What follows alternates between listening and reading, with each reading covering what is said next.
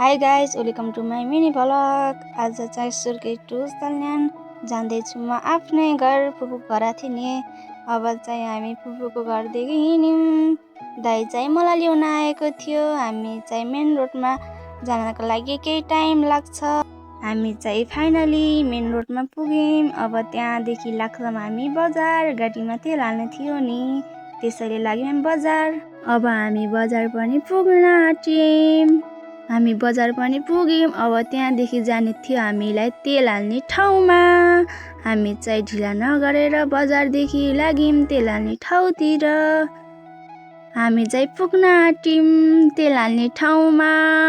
अनि तेल हाल्ने ठाउँमा पुग्न आँटिसकेपछि दाइले चाहिँ पुगेर तेल हाल्न सुरु गर्नुभयो।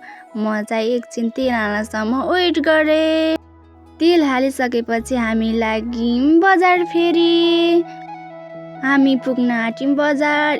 बजार फेरि हामीलाई काटेर जानु थियो आफ्नो गाउँ। यहाँ चाहिँ पूजा चलिरहेको रहेछ। हामी चाहिँ बजारमा पुग्यौँ। अब त्यहाँदेखि हामीलाई काट्नु थियो बजार। हामीले बजार काटिसकेपछि आइपुग्यौँ सल्यानको सिमानामा, कालीमाटी गाउँपालिका वडा नम्बर 4 सल्यान। हामी चाहिँ कालचीको डाँडामा छौँ। अब त्यहाँदेखि हाम्रो गाउँ आउन केही टाइम लाग्छ। त्यहाँदेखि हामीले ढिला नगरेर लाग्यौँ आफ्नै गाउँतिर। त्यहाँदेखि हेर्न सक्नुहुन्छ हाम्रो गाउँ पनि देखिन्छ। हामीलाई पुग्नु थियो अब त्यो डाँडामा, हेर्न सक्नुहुन्छ।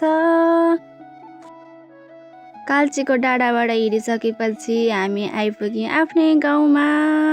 हाम्रो गाउँ हेर्न सक्नुहुन्छ, सानो सुन्दर, स्वर्गभन्दा कम छैन। मेरो गाउँमा बिहे गर्ने त भाग्यमानी भनेर भन्दैन। यो कुरालाई चाहिँ माइन्ड नल्याउनु है, मजाक गरिदिएको। केही समयपछि फाइनली आइपुगेँ म आफ्नो घरमा। थ्याङ्क यू सो मच यहाँसम्म भ्लग हेरिदिएकोमा।